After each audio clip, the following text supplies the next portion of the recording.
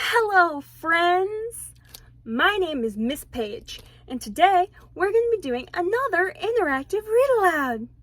And today we're going to be reading Friend Frog by Alma Florada, illustrated by Lori Lawchester. What do you see here?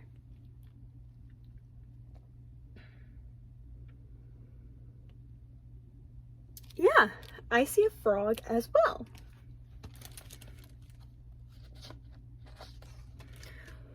One summer morning, Field Mouse set off to look for a friend.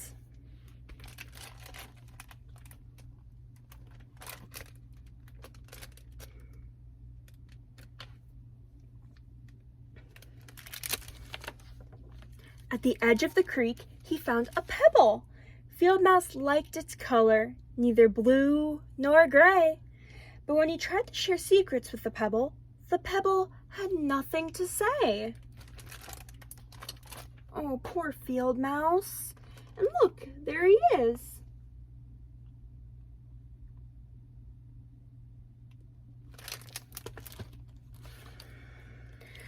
Field Mouse scurried on a bit farther, where the creek bent around the old willow tree.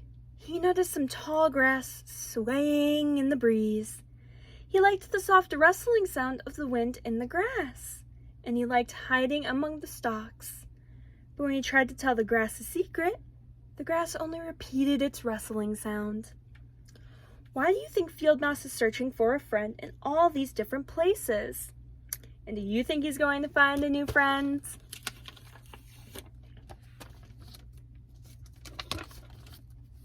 Oh, I sure hope so. And look, there's Field Mouse on the stalks of grass.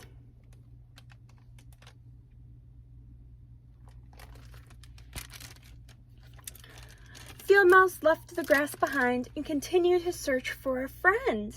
He ventured farther than he ever had before. When he saw some cattails, he wondered if he was nearing the pond his grandfather had described to him in his stories. Suddenly, he heard a curious sound. Croak, croak, croak. Field Mouse wanted to see who dared to be so loud in the stillness of the warm afternoon. And look, there's Field Mouse on some cattails.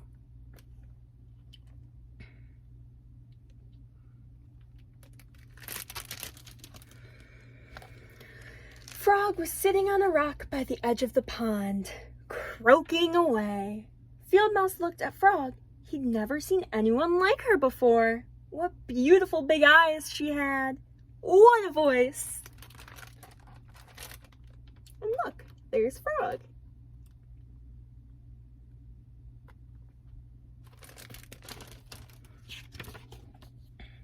Would you like to be my friend? Field Mouse called out. Sure, said Frog. Come croak with me. I can't croak, said Field Mouse softly, but I know some secrets.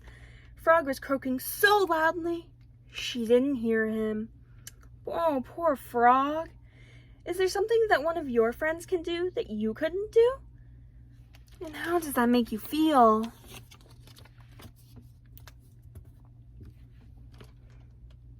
Yeah, that'd make me feel sad too. And look, there's Field Mouse and Frog.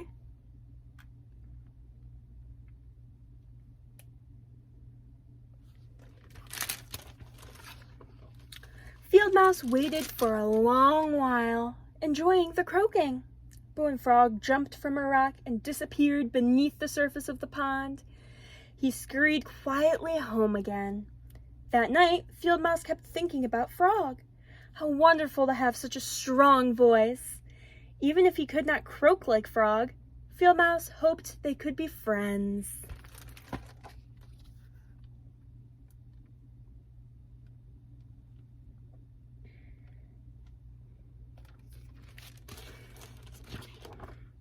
The following day, Field Mouse returned to the pond.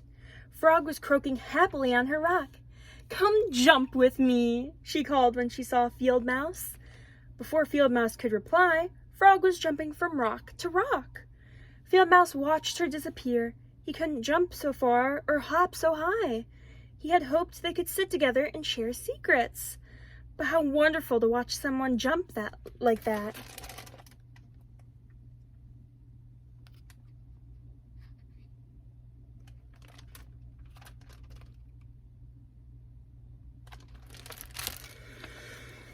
Field Mouse returned to the pond the next day. Even if he could not croak or jump, maybe he could still be Frog's friend.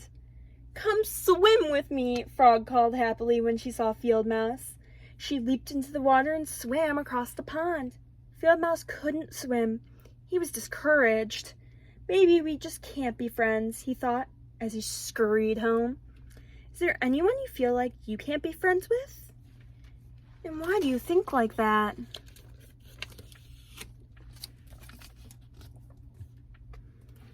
Oh, that's sad. Look, there's Field Mouse and Frog.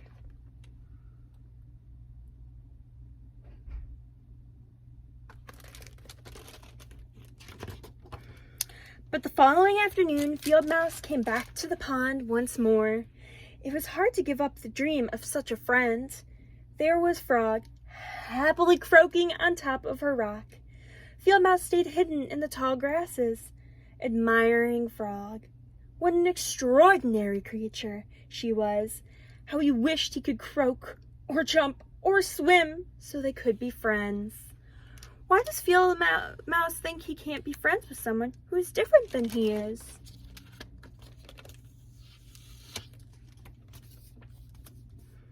Yeah, maybe he feels left out.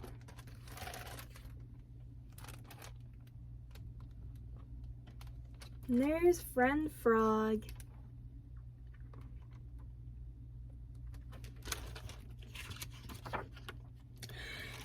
Just then, the ground around Field Mouse darkened. He knew well what that shadow meant. Oh no. Look, there's Field Mouse in the darkened shadow, and there's Frog.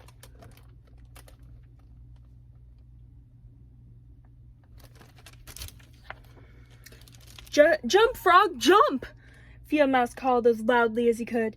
Jump into the pond! Frog did not hesitate. Oh no! What do you think is going to happen next?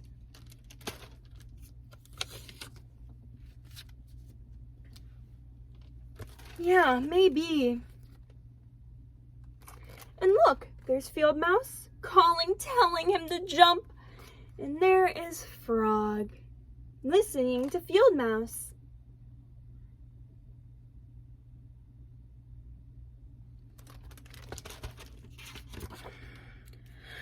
When the shadow had passed, Frog came out of the water. "Thank you, Field Mouse," she said. "How did you know to warn me?" Field Mouse came out of the tall grass and climbed up onto the rock next to Frog. He told Frog how to watch out for Falcon. "How lucky I am to have you as a friend," said Frog. "My grandfather taught me about Falcon," said Field Mouse. "He taught me all the secrets I know. I'd like him to hear you croak." Has there ever been a time when you had to thank someone? And what did you have to thank them for?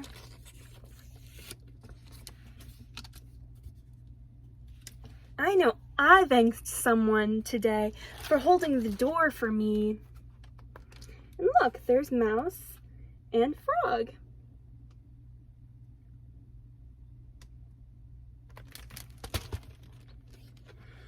That night, when the moon rose from behind the mountains, Field Mouse and Frog sat together for a long, long time, listening to the old stories and secrets of the meadow and the pond.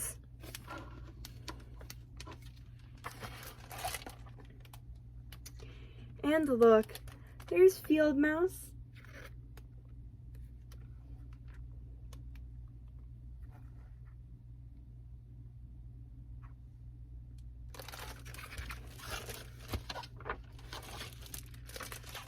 The end. Thank you for joining me with my read aloud today. I hope you guys come back for more. Bye.